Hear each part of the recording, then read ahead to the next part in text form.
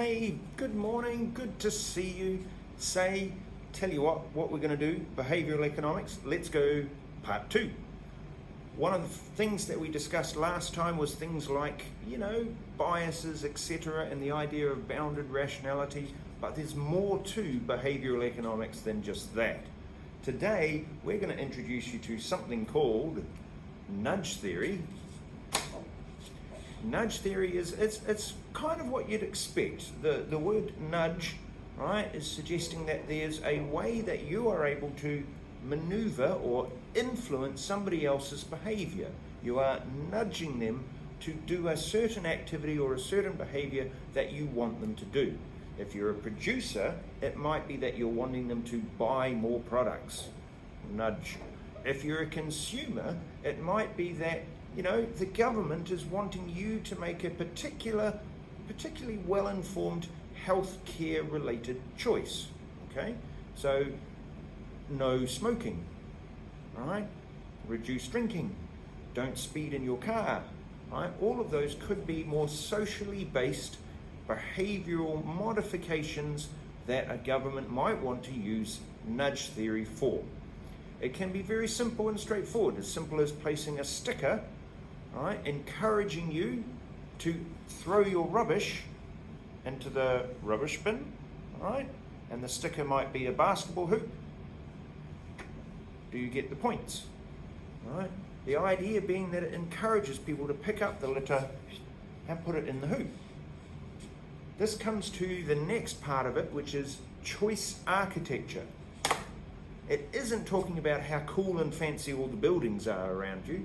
Instead, it's thinking about how you can design the choices that consumers in particular face, right?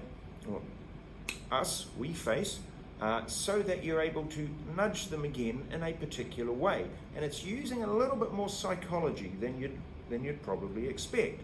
So it's things along the lines of charging a quite high price for one item on the menu. And by doing that, your brain starts thinking, well, that's really expensive.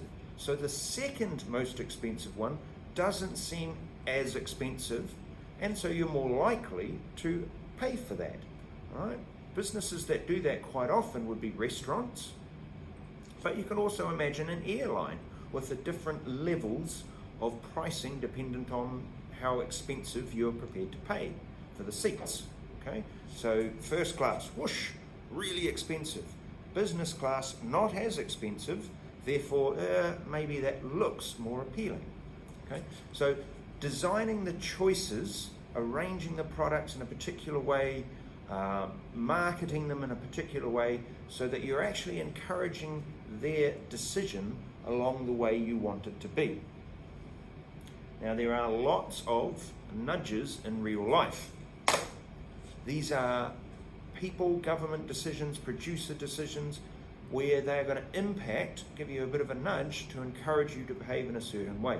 You can see all sorts of them, from as said, the stickers, the changing the stairs, the set of stairs into like a piano, so that it encourages people to go up the stairs more than go up the escalator. There are lots of them.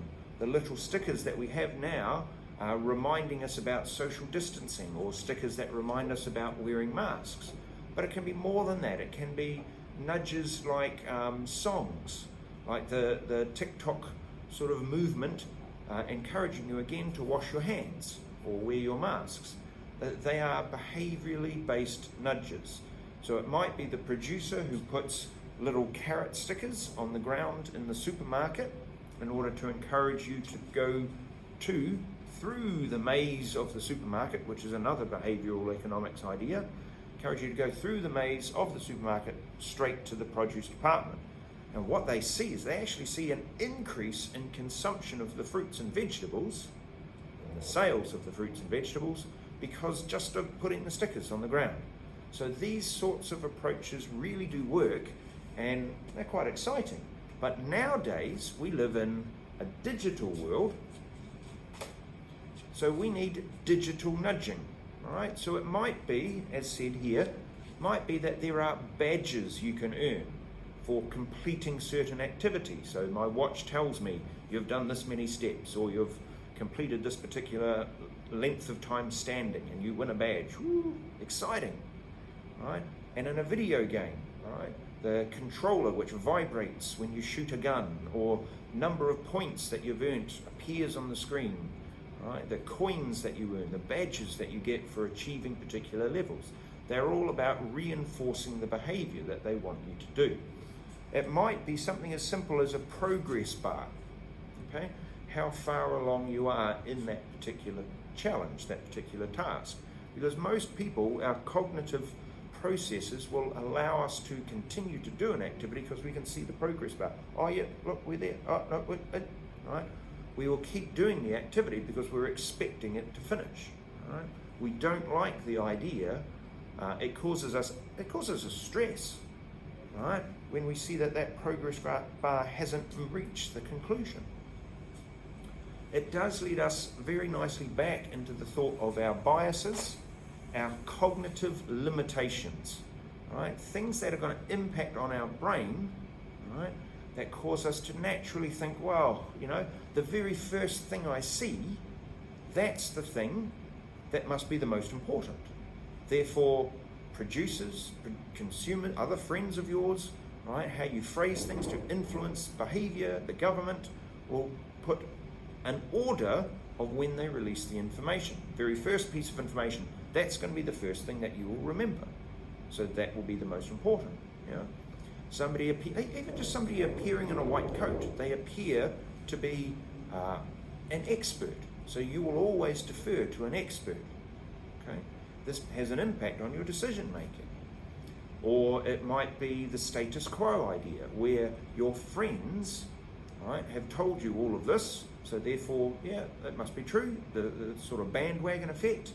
The status quo idea was, this is what you're just used to, because this is what you know. So therefore, it must be the best decision. Okay. There are other psychological impacts that you can discuss. Things like, how much research do you actually do? All right. In the book, Thinking Fast and Thinking Slow, right, Daniel Kahneman, he talks about two methods of thinking. One that you think really fast, and that method of thinking is instant. All right, it's the instant decisions.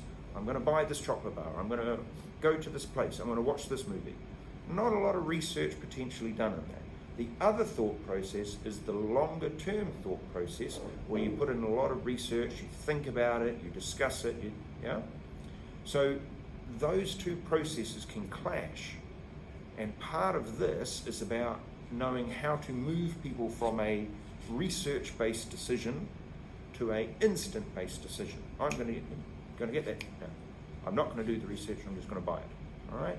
So part of that is about the marketing of it, the psychology, understanding the consumers and what they're actually wanting, right? Or from the government's point of view, what we want.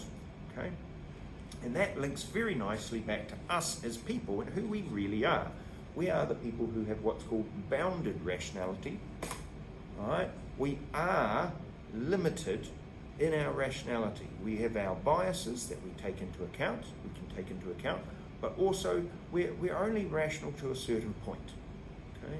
So therefore we make assumptions about what decisions we are going to make, but we need to understand that everybody doesn't always behave in a rational way.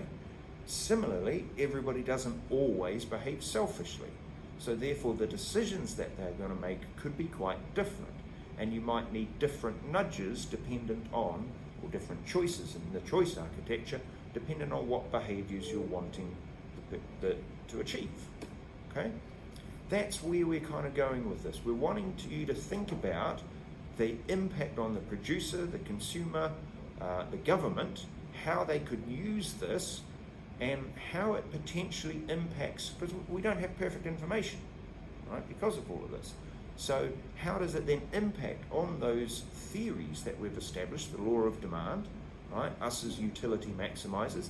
Does that actually work because of all of the behavioural economic things happening in the background? All right, that's where we're all going with this one. Great talking to you. As we'd say in the land of my birth, hei koe rā, which means goodbye for now.